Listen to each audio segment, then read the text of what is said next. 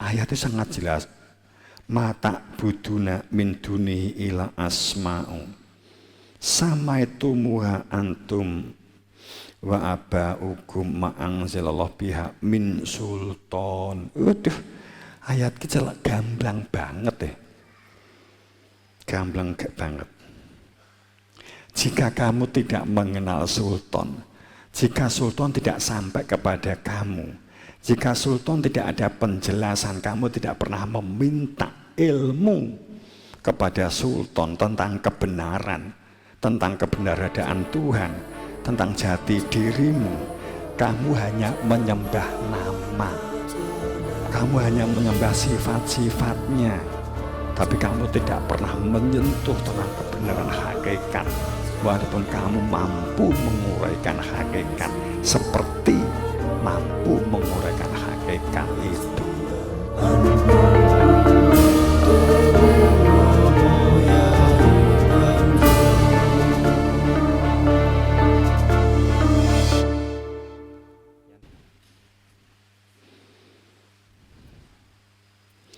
Kalau hanya sekedar akhlak, nggak perlu nabi. Kalau hanya sekedar mandiri, nggak perlu nabi. Kalau sekedar supaya bisa berdagang dengan baik, nggak perlu adanya rasul, adanya nabi. Kalau ingin jual barang, nggak perlu adanya rasul atau nabi. Wes iso dagang dewi. Malah wong Islam ki dijadikan sebagai alat dikontrol oleh kapitalis. Kan gitu sekarang ini.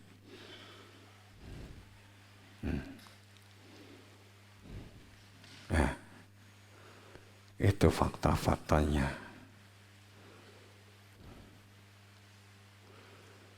Nah, sing gak enek di mereka apa? Musahidan. Karena mereka sudah mengingkari sejak awal, sejak Nabi Muhammad sedo langsung menafsirkan ayat Nabi itu Rasul dan Rasul Nabi tutupan, khotamun nabiyin. Tapi dia bukan bapak dari siapapun. Karena memang yang disebut Muhammad. Kalau Muhammad ya enggak anak, enggak istri, enggak bojo. Presiden itu enggak anak, enggak bojo, enggak istri, kan gitu. Sing anak bojo itu kan Pak Hartone, Pak Karnone. Tapi sebagai presiden enggak enek. Seharusnya anak presiden itu enggak enek. Presiden itu enggak punya anak.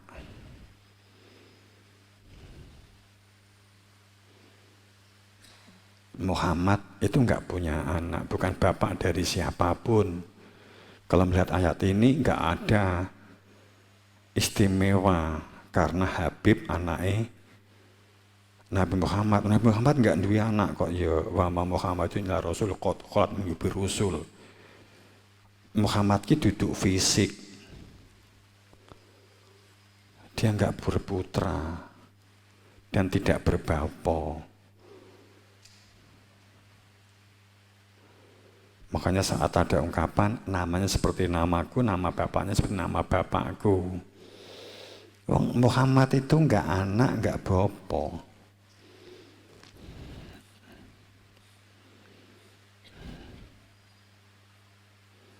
Ya.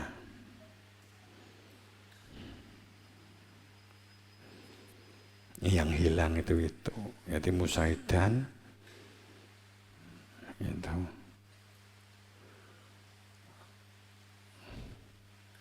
Mubasiron nadhiron itu nggak bisa diganti.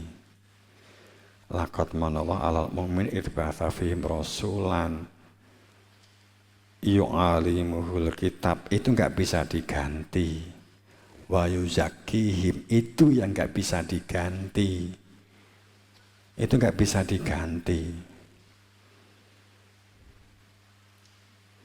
Sebagai yang hak menerjemahkan bahkan dirinya itu sebagai kebenaran itu sendiri, dan keberadaannya sebagai Alkitab, sebagai Al-Quran itu sendiri, yu'alimul kitab, sebagai Alkitab sendiri, dzalika Alkitab, keberadaannya sebagai kitab itu sendiri, kitabul mubin, kitab yang nyata, itu sehingga bisa digantikan.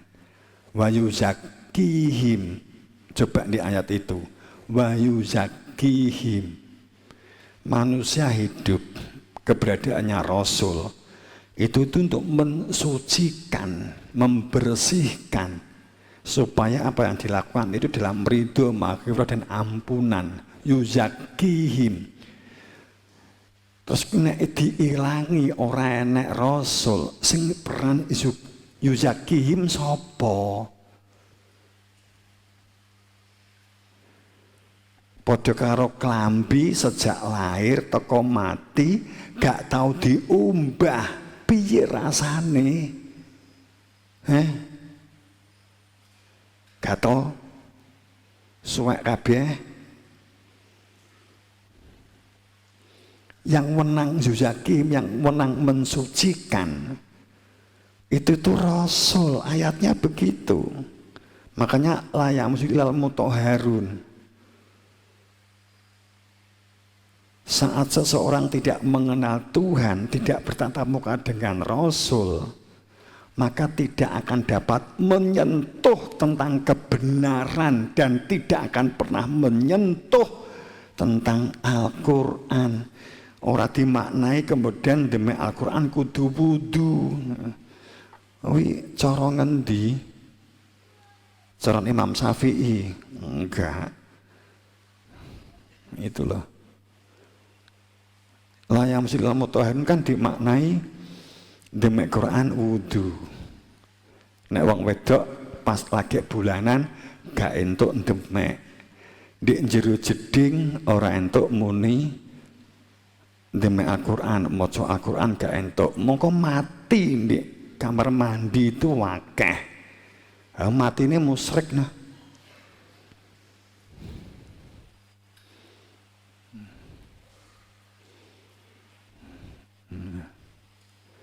Mbok nek gak rasional ki protes to. Kiaimu di desa-desa protes ono. Ora masuk akal kabeh gitu lah. Engko ndang gelut.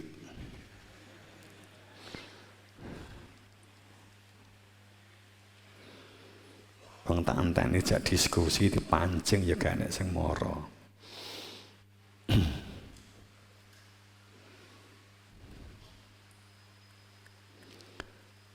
Walaupun niat kita kan gak negatif itu, mesake.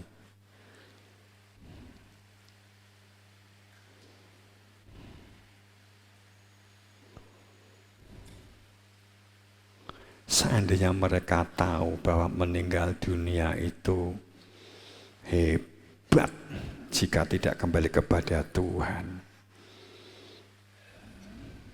maka orang-orang itu akan berserah diri seandainya mereka tahu. Tapi ayatnya tuh harus mencari yang tahu. Wa tapi sabila man anaba ilaya.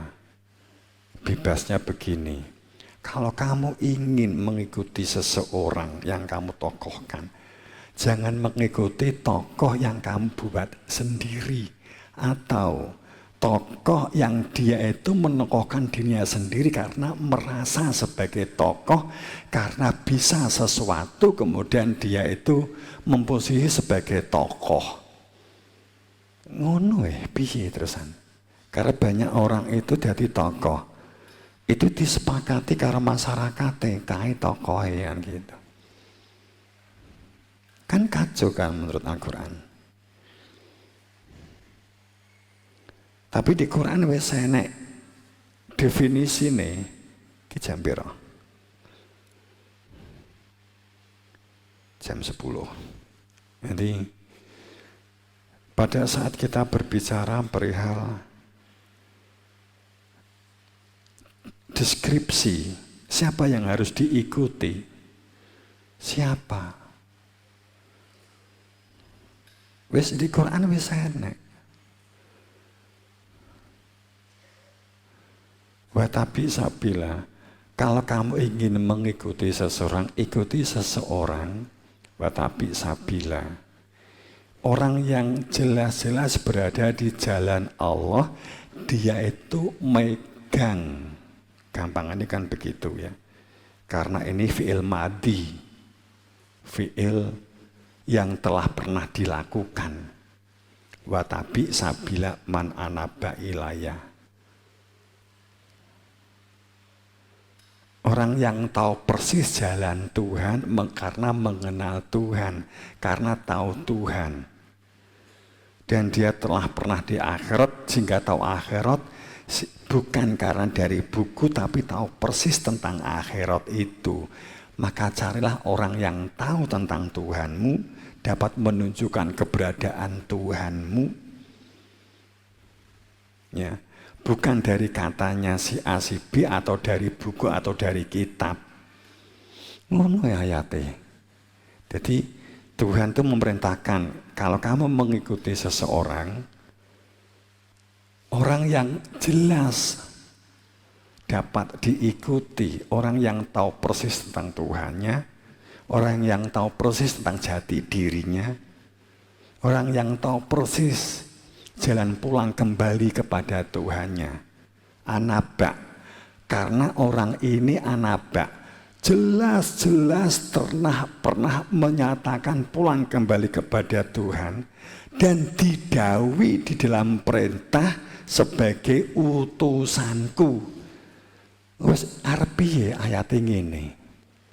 Makanya kowe arep ngikuti ya kudu wani takok. Pak Yai, jenengan gak ada SK pun? Gak, ya ditinggal wae gitu loh. Ayate ki ngono, tapi ya ora keras ngono. Otak kan plastisitas ya. Kembali. Tapi ayatnya begitu. Summa ilaya marji'ukum. Kemudian itu yang dapat mengantarkan kamu selamat kembali kepada Tuhan. Orang mergo pinter lesane, akeh wacane. Gitu. Tapi orang yang tahu persis.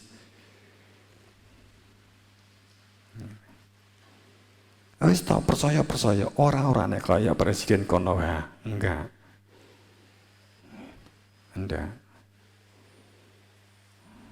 Saiki sing dipercaya sapa presidene? Ya Pak Prabowo. Walaupun banyak orang yang juga mungkin lebih pintar dari Pak Prabowo tentang undang-undang tahu, orang akademik kan gitu. Tapi sing nyekel SK itu Pak Prabowo Negara ki arepe digawe mbuh piye? Ya wis manut piye neh.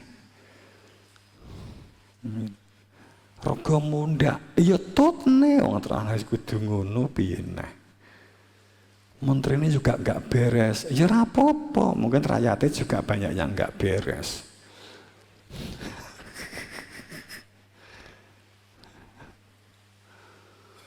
Nah, saiki rada beres kanggo penggemar sepak bola. Ya. Jadi Piala Dunia ditayang ke TVRI.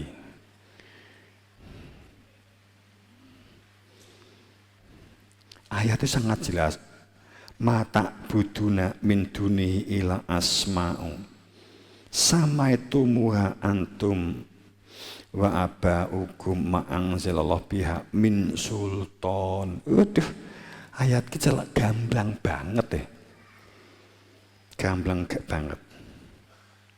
Jika kamu tidak mengenal sultan, jika sultan tidak sampai kepada kamu, jika sultan tidak ada penjelasan, kamu tidak pernah meminta ilmu kepada sultan tentang kebenaran, tentang kebenaran Tuhan, tentang jati dirimu, kamu hanya menyembah nama. Kamu hanya menyembah sifat-sifatnya, tapi kamu tidak pernah menyentuh tentang kebenaran hakikat. Walaupun kamu mampu menguraikan hakikat, seperti mampu menguraikan hakikat itu.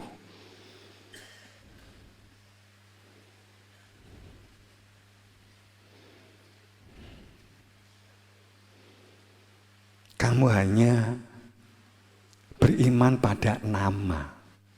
Hidupmu hanya diputari oleh ritualitas nama dan sifat-sifat yang kamu buat, yang kamu rumuskan. Allah tidak menurunkan satu keterangan pun tentang nama-nama itu.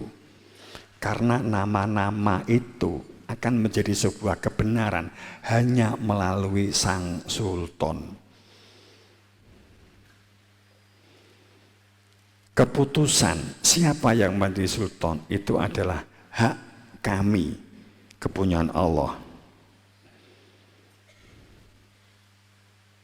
Jadi siapapun yang berbicara, berdebat mengenai sepertinya beragama atau keyakinan tanpa sultan, hanya ingin mencari kebesaran, tapi tidak akan pernah dapat menyentuhnya.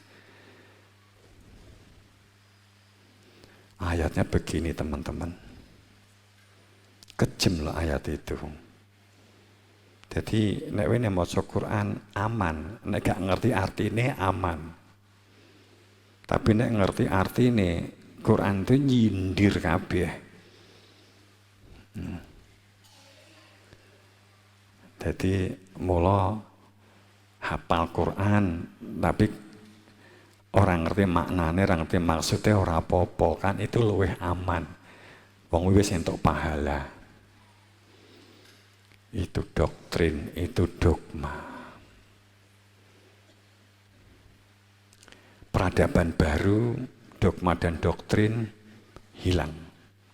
Wis tok. Entah waktune kapan titenono akan ada satu keadaan.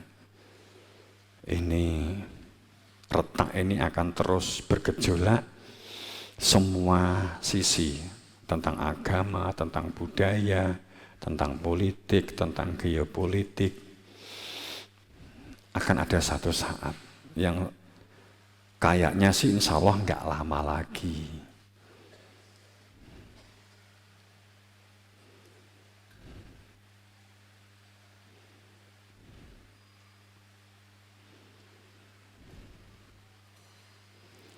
Biasanya kan sudah terlalu jauh. Kang Rabi Gusti Allah itu memakmurkan masjid. Maksudnya supaya hamba itu dengan alam menjadi produktif, berbudidaya. Nek duwe omah, apa meneh duwe lahan, itu akan menjadi pemakmur. Kan gitu, malah gawi bangunan dianggap masjid. Terus tulisannya di ngarep rumahnya Allah. Nyapa Gusti Allah di jero masjid kene. Gaweamu. Terus gawe ini tarangane Gusti Allah napa piye? Ngawur. Lah hal-hal semacam ini itu saatnya dibongkar, itu namanya kepalsuan. Quran ada istilah ta'amaratul masjid untuk menjadi pemakmur masjid. Itu dodo ini itu supaya dilanggengkan zikir, asar sujud, membuat bekas sujud. Itu kowe tanduro tanamo bersosial yang baik. Itu asar ora bathuke ireng. Ngarang wae kan gitu. Asar itu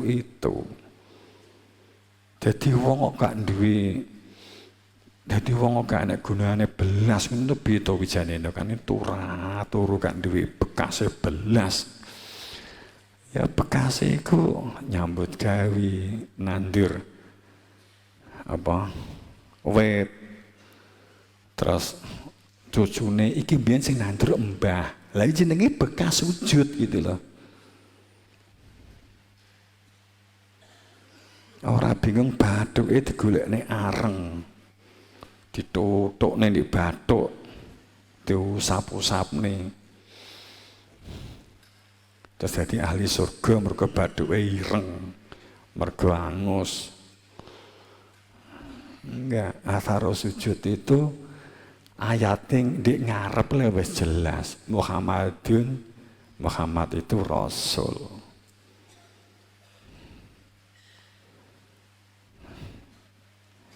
Kemudian di antara para wong iman itu membangun kekeluargaan, kesatuan, kebersamaan. Berarti athar sujudnya kan berkaitan dengan masalah itu, rohoma bainahum. Terjadinya sebuah rahmat.